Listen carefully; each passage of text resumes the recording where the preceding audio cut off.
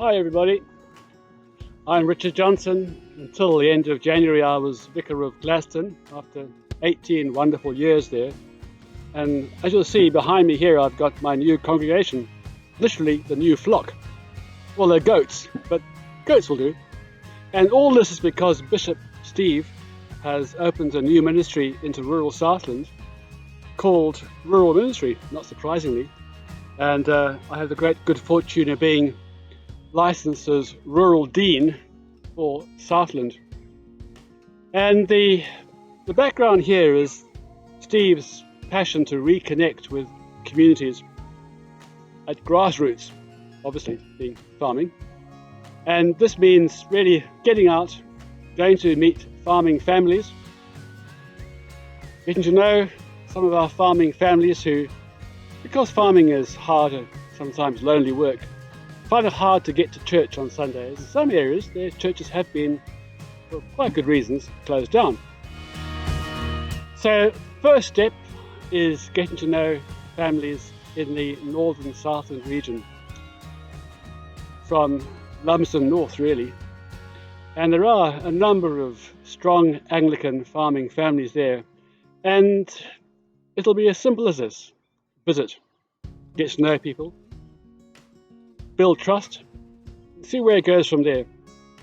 Already I've met so far with 5 different farming families in other parts of Southland, and generally there's without exception, very positive response to just going there, getting to know people. And from previous ministries like this in Zimbabwe, I know that when the farmer says, "Like to see the farm," you say, "Yep." Hop on the ute, and that's when people chat. Or hang over the gate and examine the stock and the pasture, and people chat. So that's where we are right now. There's a new venture is forming, and I'm grateful to Bishop Steve for giving me the opportunity to do this in the name of this diocese, but most particularly in the name of Jesus Christ.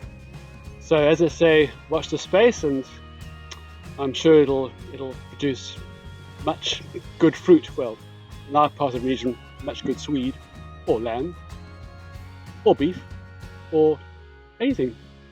Bye.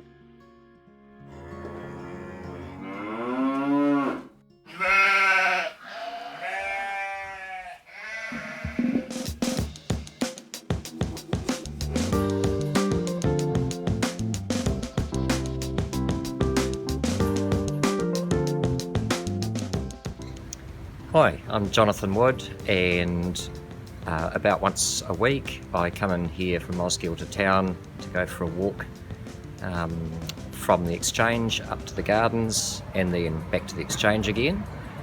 And on that walk I'm looking for live music. I'm looking to be open to conversations with people that I meet, and I'm also looking to attempt to be still in God's presence, which I'm not very good at, and so I think I need practice at doing that. So in the course of those walks, sometimes I meet a number of people, sometimes I meet very few people, and I've had some fairly significant conversations over the last 3 years that I've been doing this. I had a conversation with someone in Hyde Street who said, "Is your last name Wood? And are you the Christian?" And I'd met him the previous weekend in the Octagon, and we'd had quite a conversation about a major decision that he had coming up in his life. Usually it's not quite so in-depth as that, but I've made a number of friends that I usually see every week or two as I do my rounds, and I make a point of catching up and speaking to those people.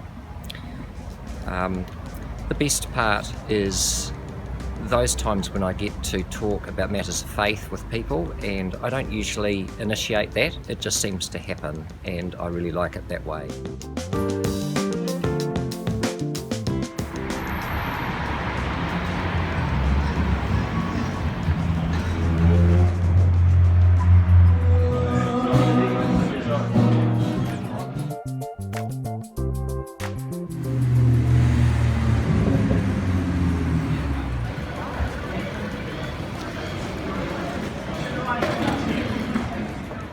When I start my walk, I usually pray that God would lead my heart and my thoughts and my feet.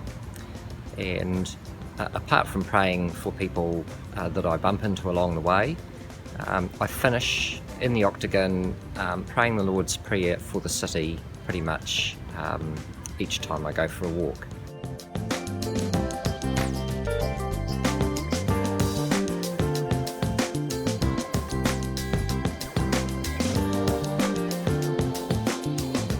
One of the things I most appreciate is connecting with God through connecting with people, and that's the sense of reward I get when I am able to have a significant conversation with someone. If there is anyone that would like to pray for me as I go about doing this, I'd be really grateful. And it's also something that anyone can do in their own way and in their own context.